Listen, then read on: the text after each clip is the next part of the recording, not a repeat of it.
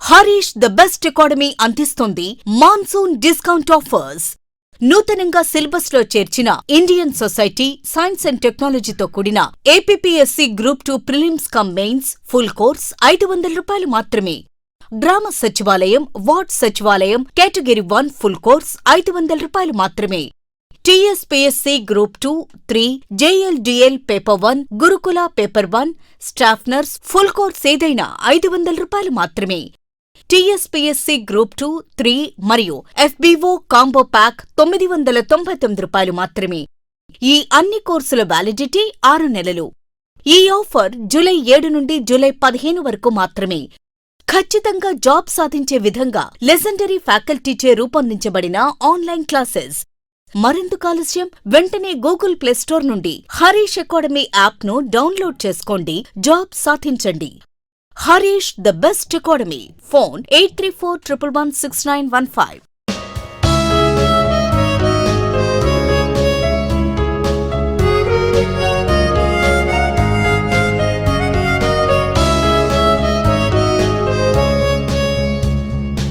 Harish the best academy. Hi friends, welcome to Harish academy. ఈరోజు వార్తలు నిలిచిన జాతీయ, అంతర్జాతీయ, రాష్ట్రీయ అంశాల గురించి, వార్తలు నిలిచిన వ్యక్తులు, అవార్డులు, పుస్తకాలు, మరి క్రీడా సంబంధిత సమాచారం, ఒక్కొక్క అంశాన్ని వివరంగా తెలుసుకుందాం. ఈరోజు ఫస్ట్ టాపిక్ వచ్చేసి ఇటీవల తరచూ వార్తలు నిలుస్తున్న ఒక అంశము ఐఐటీస్. సో ఐఐటీస్ గురించి ప్రత్యేక శ్రద్ధ చూపండి. రానున్న పోటీ పరీక్షలు, ఏ పోటీ పరీక్షనా, ఏ స్థాయి పోటీ పరీక్షనా, ఐఐటీల పైన క్వశ్చన్స్ అడిగే అవకాశాలు చాలా ఉన్నాయి. ఇటీవల ముగిసిన టీఎస్పీఎస్సీ గ్రూప్ 1 ఎగ్జామినేషన్ కానివ్వండి, ఇటీవల ముగిసిన ఆంధ్రప్రదేశ్ రాష్ట్రానికి సంబంధించిన గ్రూప్ 1 ఎగ్జామినేషన్ కానివ్వండి, even last year UPSC civil services preliminary ఎగ్జామినేషన్లో కానివ్వండి, ఐఐటీస్ పైన రెగ్యులర్గా క్వశ్చన్స్ అడుగుతున్నారు. కాబట్టి అభ్యర్థులు ఈ టాపిక్ని ఎక్స్క్లూజివ్గా ప్రత్యేక శ్రద్ధతో చదవండి. సో ఇక్కడ ఐఐటీస్లో ఒక ఐఐటి ఈరోజు వార్తల్లోకి వచ్చింది, IIT Bhilai. So IIT Bhilai మొదటిసారి వార్తల్లోకి వచ్చింది. యాక్చువల్గా మనం కరెంట్ అఫైర్స్లో భాగంగా ఐఐటీస్ గురించి చాలాసార్లు డిస్కస్ చేస్తున్నాం, కానీ ఇప్పటి వరకు ఐఐటి బిలాయ్ గురించి మనం ఎప్పుడూ డిస్కస్ చేయలేదు. ఈరోజు ఐఐటి బిలాయ్ కూడా వార్తల్లోకి వచ్చింది. దేనికి సంబంధించి అంటే ముఖ్యంగా డయాబెటిక్ పేషెంట్స్ ఉంటారు కదా, షుగర్ వ్యాధిగ్రస్తులు, షుగర్ పేషెంట్స్ ఎవరైతే ఉంటారో వారి కోసం ఉపయుక్తంగా ఉండే ఒక అడ్వాన్స్డ్ వర్షన్తో కూడిన స్మార్ట్ ఇన్సులిన్ని తయారు చేస్తూ వార్తల్లోకి వచ్చింది. ఐఐటీల పైన క్వశ్చన్ని కూడా నేరుగా సింగిల్ లైన్లో అడుగుతారు ఎగ్జామినేషన్లో, గుర్తుంచుకోండి. దీనికి సంబంధించిన ప్రొసీజర్ ఏంటి, మెకానిజం ఏంటి, ఎక్స్ట్రాక్షన్ ప్రాసెస్ ఏంటి, దేని నుండి తయారు చేశారు, ఇవన్నీ అడగరు. డైరెక్ట్గా ఎగ్జామినేషన్ పాయింట్ ఆఫ్ వ్యూలో క్వశ్చన్ ఎలా అడుగుతారంటే, ఇటీవల భారతదేశంలోని ఏఐఐటి శాస్త్రవేత్తలు షుగర్ వ్యాధిగ్రస్తులకి సంబంధించి లేదా షుగర్ పేషెంట్స్కి సంబంధించి, డయాబెటిక్ పేషెంట్స్కి సంబంధించి స్మార్ట్ ఇన్సులిన్ని తయారు చేస్తూ వార్తల్లోకి వచ్చారు అంటారు ఐఐటి బిలాయ్ శాస్త్రవేత్తలు. బిలాయ్ అంటే ఆటోమేటిక్గా మనకి ఏం గుర్తుకు రావాలి? ఛత్తీస్గఢ్ రాష్ట్రంలోని ఐఐటి. ఈ ఐఐటి శాస్త్రవేత్తలు ఏ యూనివర్సిటీతో కలిసి, ఏ యూనివర్సిటీ నుండి సహకారం అందుతూ ఈ స్మార్ట్ ఇన్సులిన్ని తయారు చేశారు అంటే శివనాడార్ యూనివర్సిటీ, గుర్తుంచుకోండి. వీరు సహకారాన్ని అందించారు. ఐఐటి బిలాయ్ ఎవరి సహకారంతో? శివనాడార్ యూనివర్సిటీ సహకారంతో స్మార్ట్ ఇన్సులిన్ని తయారు చేయడం జరిగింది. ఎవరి కోసం? డయాబెటీస్ పేషెంట్స్ కోసం, అంటే వాళ్ళకి ఇవ్వడంలో ట్రీట్మెంట్లో భాగంగా. డయాబెటీస్ అంటే షుగర్ పేషెంట్స్ అంటున్నాను. షుగర్ మన బాడీలో గ్లూకోజ్ స్థాయి పెరిగిందనుకోండి, చాలా కాన్సిక్వెన్సెస్ ఉంటాయి. కాబట్టి గ్లూకోజ్ లెవెల్స్ని కంట్రోల్ చేయడానికి ఇన్సులిన్ అనేది ప్రధాన పాత్ర పోషిస్తుంది. రీసెంట్గా మీకు సెమాగ్లూటైడ్ గురించి కూడా చెప్పాను లాస్ట్ ఒక 3-4 డేస్ బ్యాక్, లాస్ట్ వీక్లో. సో ఇక్కడ ఇన్సులిన్ బాడీలో గ్లూకోజ్ లేదా షుగర్ లెవెల్స్ని కంట్రోల్ చేసే ఒక ఇంపార్టెన్స్తో పనిచేసేది ఇన్సులిన్. అలాంటి స్మార్ట్ ఇన్సులిన్ని ఎవరు తయారు చేశారంటే బిలాయ్ శాస్త్రవేత్తలు. That's enough. అండ్ ఇటీవల కాలంలో వార్తలు ఇచ్చిన ఐఐటీస్ ఏవైతే ఉంటాయో వాటన్నిటిని ప్రత్యేకంగా చూడండి. రీసెంట్గా మీకు ప్రవీణ్ సార్ క్లాసెస్ యూట్యూబ్ ఛానల్లో దీనికి సంబంధించిన అంశం, ముఖ్యంగా ఐఐటీస్కి సంబంధించిన అంశాన్ని దాదాపు ఒక 15 to 20 ఐఐటీస్ గురించి చెప్పాను. Last 2 months back IIT Madras, IIT Hyderabad గురించి సంపూర్ణ సమాచారాన్ని ఇచ్చాను. ఈ యూట్యూబ్ ఛానల్ని సబ్స్క్రైబ్ చేసుకోండి. రెగ్యులర్గా మీకు నేను ఏదో ఒక విధంగా షార్ట్స్ రూపంలో కానీ, వీడియో రూపంలో కానీ, లైవ్ సెషన్స్ రూపంలో కానీ, కమ్యూనిటీలో ఆర్టికల్స్ని పోస్ట్ చేస్తూ కానీ ఏదో రకమైన మీకు సమాచారాన్ని ఇస్తూనే ఉన్నాను. సో ఇప్పటివరకు సబ్స్క్రైబ్ చేసుకునే వారు ఎవరైనా ఉంటే ఈ యూట్యూబ్ ఛానల్ సబ్స్క్రైబ్ చేసుకుని ఒకసారి వీడియోస్ చూడండి. వెరీ యూస్ఫుల్ వీడియోస్ మీకు ఉంటాయి. అండ్ నెక్స్ట్ సెకండ్ వచ్చేసి మష్రూమ్, పుట్టగొడుగులు అంటాం మనం. Mushrooms very very important. Mushroom is a type of అని last year UPSC civil services పేపర్లో అడిగారు. Mushroom is a type of fungus అని గుర్తుంచుకోండి. ఫంగస్, మష్రూమ్ అనేది ఫంగస్. అలాంటి మష్రూమ్స్లో చాలా వెరైటీస్ ఉంటాయి. ఇక్కడ ఒక మష్రూమ్ వెరైటీ గుచ్చి లేదా గుక్కీ మష్రూమ్ వెరైటీ, గుక్కీ. సో గుక్కీ మష్రూమ్ వెరైటీ ఈరోజు వార్తల్లోకి వచ్చింది. దేనికి సంబంధించి అంటే ఎవరైతే దీన్ని కలెక్ట్ చేస్తారో, గిరిజనులు ముఖ్యంగా ట్రైబల్ పీపుల్ ఎక్కువగా అటవీ ప్రాంతాల్లో వీటిని కలెక్ట్ చేస్తూ ఉంటారు. ఈ గుక్కీ మష్రూమ్ని కలెక్ట్ చేసేవారు ఎవరైతే ఉంటారో వారు ఈ సంవత్సరం కూడా సమస్యలు ఎదుర్కొన్నారు. ఈల్డ్ లేదా ప్రొడక్షన్ అనేది తగ్గిందంట. ఈ మష్రూమ్ని సేకరించడం తర్వాత వాళ్ళు అబ్జర్వ్ చేసింది ఏంటంటే గత సంవత్సరాలతో పోలిస్తే ఈ సంవత్సరం తక్కువ మొత్తంలో ప్రొడ్యూస్ అయిందంట. అంటే అటవీ ప్రాంతం న్యాచురల్గా పెరుగుతుంది. కారణం ఏంటంటే వాతావరణ పరిస్థితులు కానివ్వండి, అండ్ వర్షపాతానికి సంబంధించి కానివ్వండి, శీతోష్ణ స్థితి పరిస్థితులు ఇవన్నీ కూడా ఇంపాక్ట్ చూపించాయి అని చెప్పేసి ఆర్టికల్స్ వార్తల్లోకి వచ్చినాయి. ఇక్కడ ఎగ్జామినేషన్లో ఇది వార్తల్లోకి వచ్చింది కాబట్టి డైరెక్ట్ అడుగుతారు. గుక్కీ మష్రూమ్ లేదా మష్రూమ్ అనేది దేనిగా ఏ టైప్గా చెప్పవచ్చు అంటే ఫంగస్ వెరైటీ అని చెప్పవచ్చు గుక్కీ మష్రూమ్. ఈ గుక్కీ మష్రూమ్ చాలా కాస్ట్లీగా ఉంటుంది. చాలా ప్రీమియం క్వాలిటీ మష్రూమ్స్ ఇవి. మష్రూమ్స్లో కూడా రకరకాలుగా ఉంటాయి. సో ఇక్కడ ఈ మష్రూమ్స్లో ఏం ఎక్కువగా ఉంటే మనకు దీని ద్వారా మనకు ఏ న్యూట్రియంట్స్ లేదా ఏ పోషకాలు లభిస్తాయి అంటే మనకు పొటాషియం లభిస్తుంది, rich in vitamins B and D, and at the same time copper concentration కూడా ఇందులో ఎక్కువగా ఉంటుంది. ఫైనల్గా ఇది యాంటీ ఆక్సిడెంట్గా కూడా పనిచేస్తుంది. Antioxidants are very important for our body. And ఈ మష్రూమ్స్ కనుక అబ్జర్వ్ చేస్తే ఒక ప్రాంతం ఎక్కడ ఈ మష్రూమ్స్ ఎక్కువగా పండుతాయి సార్, ఎక్కగా ఈ మష్రూమ్స్ ఎక్కువగా మనం చూడడం జరుగుతుంది అని కనుక క్వశ్చన్ అబ్జర్వ్ చేస్తే హిమాచల్ ప్రదేశ్ గుర్తుంచుకోండి. అంటే వేరే ప్రాంతాల్లో కూడా ఉంటాయి కానీ హిమాచల్ ప్రదేశ్ అనగానే మీకు గుక్కీ మష్రూమ్ గుర్తుకు రావాలి.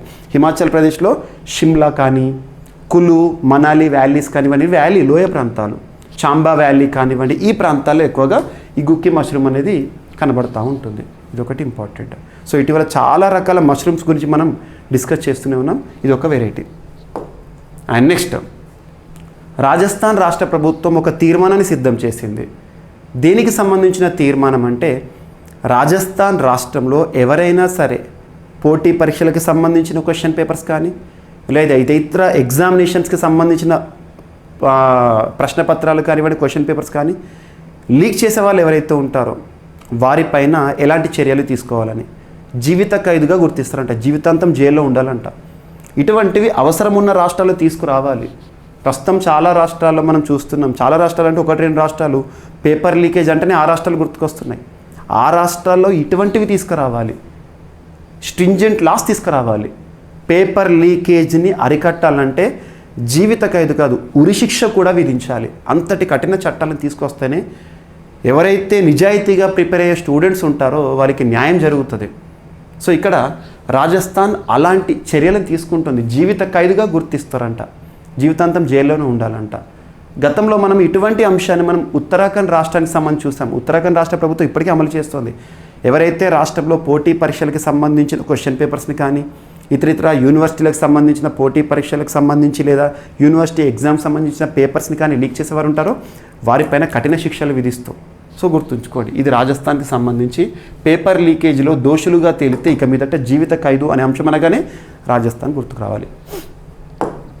అండ్ నెక్స్ట్ ఈ సరాస అనే ఒక యాప్, మొబైల్ అప్లికేషన్ వార్తల్లోకి వచ్చింది. ఎవరి ఆధ్వర్యంలో అంటే Deen Dayal Antyodaya Yojana national rural livelihood mission day NRLM అని గుర్తుంచుకోండి. వీరి ఆధ్వర్యంలో ఈ సరాస్ అనే ఒక యాప్ని లాంచ్ చేయడం జరిగింది. దీని యొక్క ఉద్దేశం ఏంటంటే సెల్ఫ్ హెల్ప్ గ్రూప్స్ ఉంటాయి కదా, స్వయం సహాయక బృందాలు, ఎవరైతే మహిళా స్వయం సహాయక బృందాలు ఉంటారో హ్యాండ్లూమ్స్ కానీ, హ్యాండిక్రాఫ్ట్స్ కానీ, లేదా క్రాఫ్ట్స్, చేతి వృత్తుల ఆధారంగా ఉండేవాళ్ళు కానివ్వండి, మంచి మంచి ఆర్టిస్టిక్ వర్క్స్ ద్వారా ఉత్పత్తి చేసే వస్తువులు ఏవైతే ఉంటాయో వాటికి ఆన్లైన్ మార్కెటింగ్ సౌకర్యాన్ని కల్పించడం. సో ఏ ప్రోడక్ట్ అయినా తయారు చేసిన తర్వాత రూపుదిద్దుకున్నాక దానికి మార్కెట్లో గనక డిమాండ్ సృష్టిస్తేనే దానిపైన డిపెండ్ అయిన వాళ్ళందరూ కూడా లబ్ధి పొందుతారు. సో ఇది ఒక ఆన్లైన్ మార్కెట్ ప్లాట్ఫామ్ అనుకోవచ్చు. సో ఈ సరాస్ దేని ఆధ్వర్యంలో DAY NRLM. DAY అంటే Deen Dayal Antyodaya Yojana, national rural livelihood machine అంటే గ్రామీణ ప్రాంతాలకు సంబంధించిన ప్రోగ్రామ్. లాంచ్డ్ మొబైల్ యాప్ ఈ Saras to market products.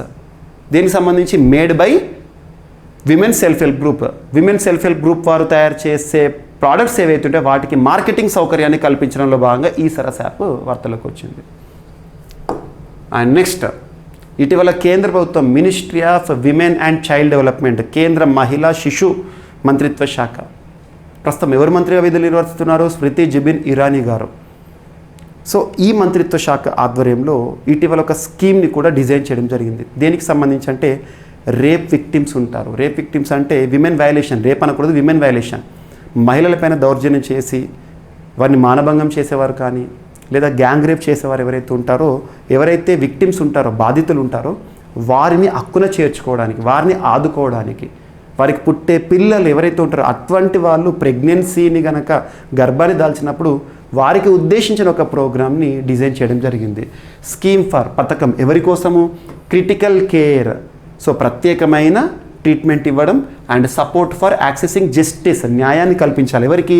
Rape and gang rape victims or survivors. Rape జరిగిన తర్వాత కానీ లేదా గ్యాంగ్ రేప్ జరిగిన తర్వాత కానీ ఎవరైతే ఆ విక్టిమ్స్ బాధితులు బ్రతికి ఉంటారో వారి కోసం ఉద్దేశించింది. లేదా మైనర్ గర్ల్స్, చిన్నపిల్లలు ఎవరైతే 18 years అండ్ బిలో ఏజ్ వాళ్ళు గర్భం దాల్చిన వారు ఎవరైతే ఉంటారో వారిని ఉద్దేశించిన ఒక స్కీమ్ని డిజైన్ చేస్తున్నారు. So the center on Monday launched a scheme to provide shelter and food legal aid to minors. Shelter ఇస్తారంట ఉండడానికి, ఫుడ్ ఇస్తారంట, లీగల్ ఎయిడ్ అంటే వాళ్ళకి న్యాయపరమైన కోర్టుల్లో పోరాడాలి. గ్యాంగ్ రేప్ జరిగింది, వాళ్ళకి న్యాయం జరగాలి. అలా కోర్టుల్లో వాళ్ళు ఏవైతే ఉంటారో పోరాడడానికి ఉపయుక్తంగా ఉండే scheme. Minors who have been abandoned by their families. కుటుంబాలు కూడా, కొంతమంది కుటుంబాలు ఏం చేస్తారంటే వాళ్ళని వదిలేస్తున్నారు, వాళ్ళేదో తప్పు చేసినట్టుగా. అటువంటి వాళ్ళందరినీ హక్కును చేర్చుకునే ఒక స్కీమ్ గుర్తుంచుకోండి. అండ్ ఒక స్పెషల్ ఎగ్జిబిషన్ వార్తల్లోకి వచ్చింది. దేనికి సంబంధించిన ఎగ్జిబిషన్ అంటే G20 ఆధ్వర్యంలోని దేశాలు ఏవైతే ఉంటాయి, G20 కూటమిలోని దేశాలు ఏవైతే ఉంటాయి, ప్రస్తుతం G20కి అధ్యక్ష బాధ్యతల్లో ఉన్నవారు ఎవరు? భారతదేశం.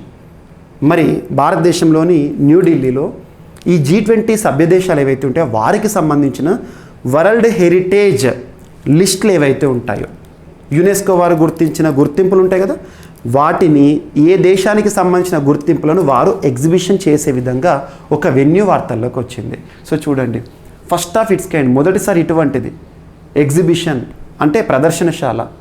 Banking on world heritage. So banking on world heritage అంటే వరల్డ్ హెరిటేజ్ సైట్స్, సిటీస్, వీటికి సంబంధించిన లిస్ట్ అన్నిటిని కూడా ఎగ్జిబిషన్ రూపంలో చూపించడం. Was inaugurated at which place? Indira Gandhi national centre for arts, IGNCA, Indira Gandhi national centre for arts. ఎక్కడుంది ఇది? న్యూఢిల్లీలో ఉంది.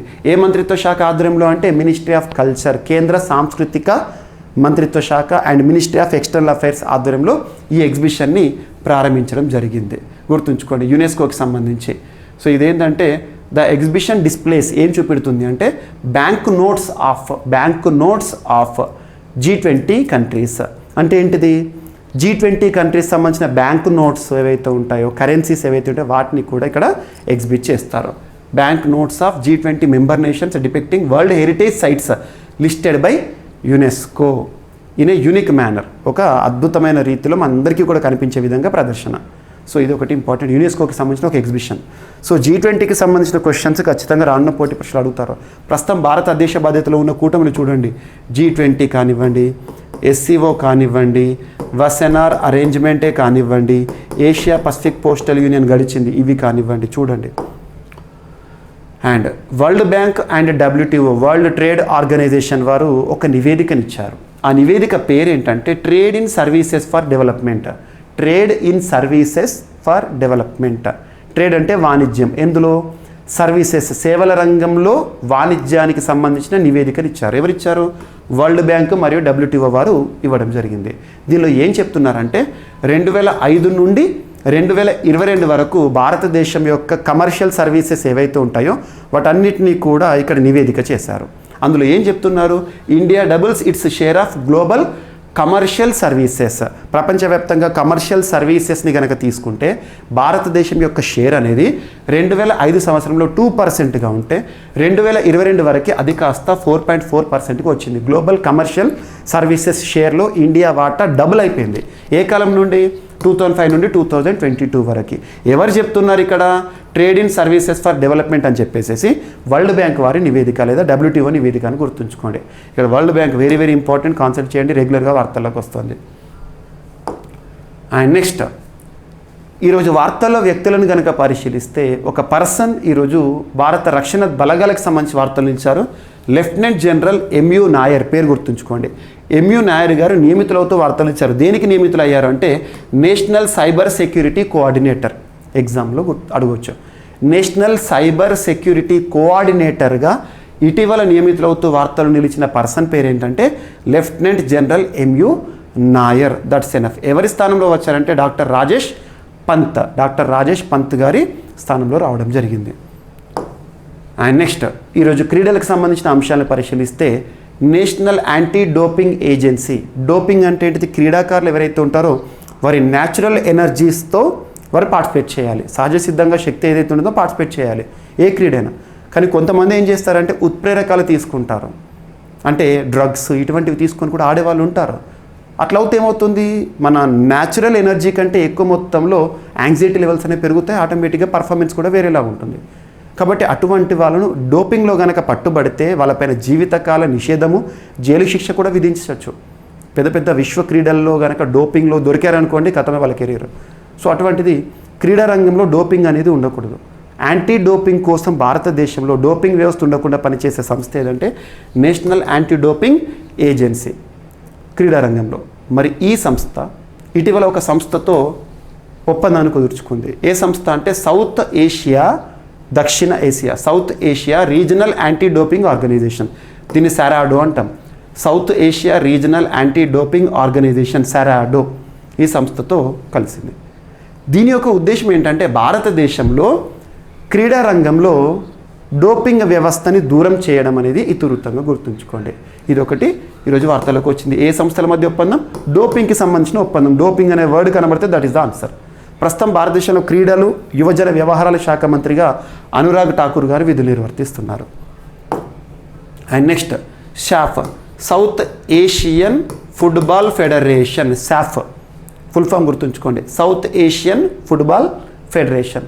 సౌత్ ఏషియన్ ఫుట్బాల్ ఫెడరేషన్ యొక్క ఫుట్బాల్ ఛాంపియన్షిప్, సాఫ్ ఫుట్బాల్ ఛాంపియన్షిప్ 14th ఎడిషన్ ఇటీవల ముగిసింది. జూలై 4th రోజున ముగిసింది. భారత్ వేదికగా ముగిసింది. చివరి మ్యాచ్ బెంగళూరులో జరిగింది. ఈ టోర్నమెంట్లో భారత్ విజేతగా నిలిచింది. అలా 9 సార్లు సాఫ్ ఫుట్బాల్ ఛాంపియన్షిప్ని గెలిచిన జట్టుగా భారతదేశం అవతరించింది. మరి ఎవరిపైన గెలిచారు? భారతదేశం ఫైనల్లో విజేత గుర్తుంచుకోవాలి, ఎవరిపైననో కూడా గుర్తుంచుకోవాలి. కువైట్ను పెనాల్టీ షూట్అవుట్ ద్వారా ఓడించడం జరిగింది ఇండియా. గుర్తుంచుకోండి.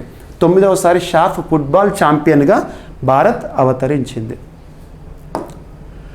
And BCCI board of control for cricket in India భారతదేశంలో క్రికెట్ క్రీడకి సంబంధించిన నిర్వహణ నియంత్రణ చేసే సంస్థ. BCCI చీఫ్ సెలెక్టర్గా ఎవరు వార్తలోకి వచ్చారు? BCCI సెలెక్షన్ కమిటీ చైర్మన్గా అజిత్ అగర్కర్, మహారాష్ట్రకి సంబంధించిన క్రీడాకారుడు, అంతర్జాతీయ స్థాయిలో తన ప్రతిభ కనబర్చిన ఆటగాడు. 2000స్లో 2000-2010 ఆ టైంలో అజిత్ అగర్కర్ అంటే తెలియని ఆటగాడు ఉండరు. సీనియర్ ఆటగాడు, సచిన్తో సమకాలీనంగా ఆడిన ఆటగాడు, ఆల్రౌండర్గా కూడా గుర్తింపు పొందిన ఆటగాడు. అజిత్ అగర్కర్ సెలక్షన్ కమిషన్ చైర్మన్గా. దేనికి సంబంధించిన సెలక్షన్ కమిటీ?